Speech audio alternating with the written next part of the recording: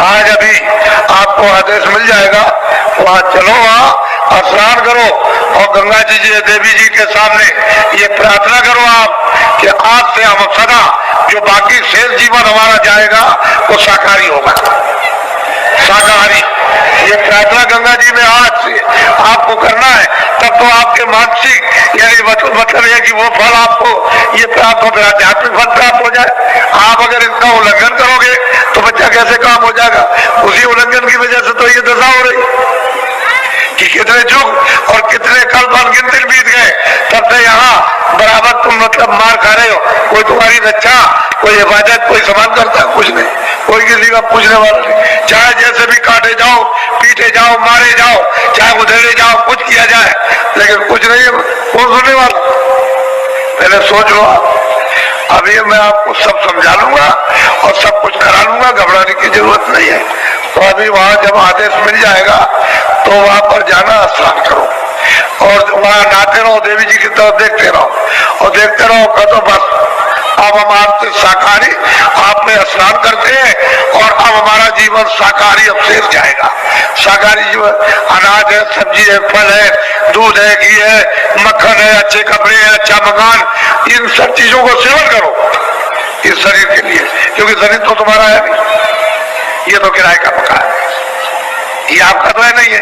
जो आप जरूर करते हो कि मेरा, आपका ये नहीं है, आप तो दूसरे के मकान में थोड़े दिन के लिए रखे गए हो और उसने कहा देखो मेरे मकान को यानी मतलब सुरक्षित रखना, तोड़ना फोड़ना नहीं, अंडा बहरा लूला लगना मत करना, तुम रोगी इसको मत करना, स्वस्थ रहना, इसको खाना भी दो, कपड़े भी दो, दवा भी दो, सब कुछ दो, इसको निरोगी रखो और इसमें जो जीवात्मा बैठे उसे जगा लो, इसी के द्वारा उसको पहुंचा दो अपने घर में, अपने देश में, अपने वतन में, अपने प्रभु के पास आप पहुंचा दीजिए।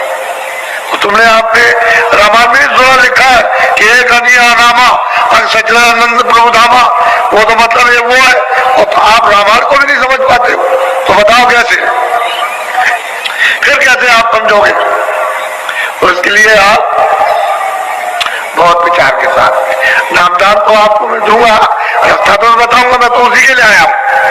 मुझे तो मतलब एक कोई बात छुपा करके मैं तो सोचता हूँ कि भाई जो कुछ आपको चलते चलाते मिल जाए, क्योंकि मेरा भी तो किराए का मकान है, मुझे भी तो खाली करना, तो आपको कुछ ना कुछ मिल जाए तो अच्छा ही है।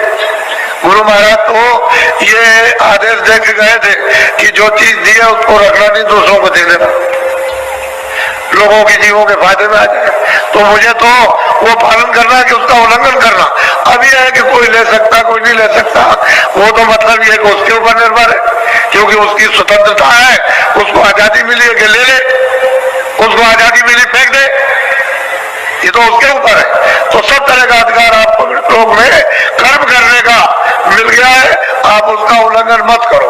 जिसके देश में रहो उसके नियम के अनुकूल यानी चलो तब छूट जाओगे, जेल खाने से बाहर हो जाओगे, और नियम के विरुद्ध चलोगे तो मतलब है कि फिर आप सजा मिल जाएगी, उसकी सजा अलग है। यहाँ का नियम तोड़ो तो यहाँ की सजा मिल जाती है, 5 साल की, 2 साल की, 1 साल की, 10 साल की, ज्यादा गलती करो तो फांसी हो जाती है। तो असल में नियम का उल्लंघन नहीं करने पर, और भाई उल्लंघन की तो कानून है, उसी के लिए कोर्ट कचहरी है कि आपने ये बुरा काम किया, आप ऐसा मत करो, उसकी सजा दी जाती। माफी मांग लोगे नहीं करेंगे तो ठीक है, लेकिन करोगे उसी के लिए कि तुम्हारी आदत, तुम्हारा स्वभाव छूट जाए, उसी के लिए सत्यता, सेवा के लिए, प्रेम के लिए, सत्यता के लिए, इसके लिए तो कोई कठिनाई न कभी हुई न कभी होगी। कोर्ट कचहरी तो बुरे काम के लिए, अच्छे काम के लिए कभी भी नहीं है। तो आप लोग मनुष्य जीवन को आप सार्थक बनाओ। तो पहले तो मैं एक भजन कराऊंगा, क्योंकि मेरा काम तो भजन कराने का, असली काम दोनों काम ले लेना, कि ये भी शरीर के लिए भी लेना और भजन भी कराना। और उधर में त्रिवेणी संगम पर भेजूंगा मेरी बातों को अच्छी तरह से। ये जिस घाट पर आप आए हो उस पर वो बैठे हुए, मल्लाह भी बैठे, पंडित बैठे। पंडा तो एक शब्द है, वैसे तो ब्राह्मण है, वो बैठे हुए वो मेहनत करते, दिन भर बैठे रहते, मेहनत करते, सामान को रखाते, आपको मतलब है चंदन ये वो सब कुछ देते हैं, और मतलब ये कि जगाते रहते हैं। तो आप मतलब मल्लाह गाँव ले आते हैं बरसात में, तो आगे दिन की उतराई थोड़ा बहुत उनको भी देते हैं। क्या बात है? अरे भाई रास्ते में ताकि बैठोगे, इसमें बैठोगे तो थोड़ा बहुत उसको भी कि भाई मेहनत की, चलो भाई तुम्हारी मेहनत करी, तो सब जगह अपनी अपनी मेहनत है। वो मेहनत का रेलवे बस में आते हो तो मतलब देखकर आते हो, भाई वो भी मेहनत है, वो भी मतलब है कि चलेगा, टूटेगा फूटेगा ठीक हो जाएगा। तो हर जगह अपनी अपनी जगह मेहनत है, तो सबकी मेहनत दे दो तो जल्दी निकल जाओ, जल्दी काम हो जाए। और मेहनत नहीं दोगे तो फिर कहीं फंस जाओगे, तो बड़ा मुश्किल। इसी तरह से वो विधान बना हुआ कर्मों का, पाप का, पुण्य का, तुम उसका कर्जा चुका दो। हम तो चाहते हैं सबका कर्जा चुक जाए, जितने लोग चारों तरफ से आए, किसने किसको दिया है, ये बेचारे जो है क्या मतलब है कि 2-4 टीमें काम कर सकती है, जो सफाई करते हैं उनके लिए। तुम खुद झाड़ू लो अपने हाथ में इनके साथ, और झाड़ू लेकर के सुबह 2 बजे उठ करके सेवा करो, देखो कितना कर्जा तुम अदा किए देते हो जिसका लिए। तुमको क्या मालूम कि कर्जा कैसे चुकाया जाएगा?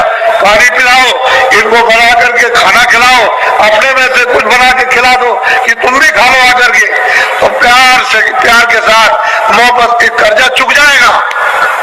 जो लाखों लिया या करोड़ों लिया है या करोड़ों किसी को दिया, तो लेना देना कर्म कर्जा बच्चा चुकेगा में ब्याज के, तो जीवात्मा छूट जाएगी, तो वापस पहुंच जाएगी। नहीं, कर्म कर्जा देना ही है।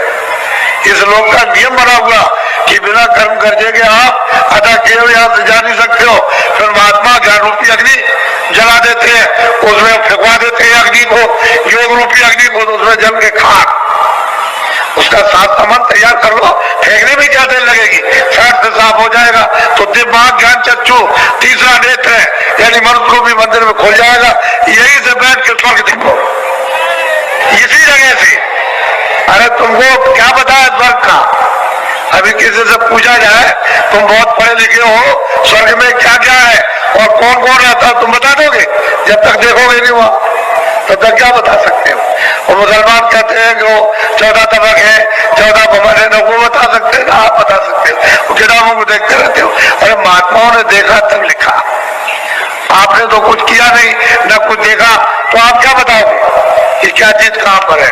तो देखो स्वर्ग में कितनी बड़ी बड़ी नदियां, कोई स्वर्ग इतना है, ये छोटा सा, ये जितना आपका मृतलोक है, इससे जितना पूरा विश्व जो, इससे मतलब कितने करोड़ों हिस्सा ज्यादा, यानी कितना ज्यादा तो स्वर्ग लोक है।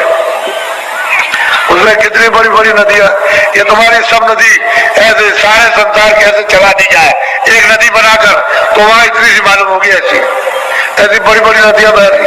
अरे तुम उधर चलो सुरक्षा की तरफ, उस मतलब ये है कि देवलोक की तरफ में, कि यही से रास्ता जाता है सीधा। जब तुम्हारा ये साफ हो जाएगा तो बच्चा यही से सीधा, अरे भाई जहाँ दूरबीन जब लगती है तो दूर की चीज पास और पास की चीज दूर, यही से दिखाई देती है। तो तुम्हारे पास तो दूरबीन है ही, आंख की सफाई होने की जरूरत है। जो मैल चला जाए, गंदगी चली जाए, तो दिव्यनेत्र ज्ञान चक्षु खुल जाए। तो ये से बैठ के महात्माओं ने यही तो है, वो कहते हैं कि मुंह ने मैंने अपनी आंखों को बंद किया, बंद कर लिया। वो स्वामी जी कहते हैं दोनों आंखें बंद कर ली, ये मेरी अंदर की आंख खुल गई, तीसरी आंख, तीसरा नेत्र दिव्य नेत्र खुल गया। वो कहते हैं मुंह मिलो राम मुस्कुराए। मैंने उनको देखा, वो बैठे कितने बड़े हैं, तो कोई इतने थे, ये सारा संसार के सामने करोड़ों हिस्सा ज्यादा कर दिया जाए, यानी बड़ा कर दिया जाए, उससे भी बड़ी।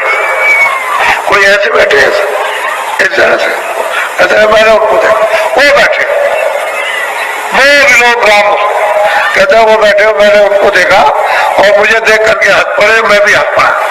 वो कहते हैं मैं भी आता हूँ, भी ऐसे, वो भी खुश हो गए, मैं भी खुश। तो उन्होंने रास्ता दे दिया, कहने लगे चले जाओ उधर जाओ, तुम उधर जाओ। वो कहते हैं उधर मार, कहते उधर गया तो खड़ा हो गया बीच में, तो उधर देखता हूँ नजर आया, कहते तमाम स्वर्ग वैकुंठ की रचना को उन्होंने देखा। जब निगाह मारी उन्होंने नीचे की तरफ, तो मृतलोक क्या है उसको भी उन्होंने देखा। फिर निगाह मारी कि नरक क्या चीज है, उसको भी देखा, नहीं उधर वो ब्रह्मांड दिखाया, तो बड़े बड़े ब्रह्मांड, बड़े बड़े लोग। मैंने दिव्य ज्ञान चक्षु से देखे, यही बैठ करके दोनों आंखें बंद की और यही बैठ करके मैंने उनको देखा। और सफाई तो करो कम से कम, गंदगी कूड़ा कचरा भरे रहोगे।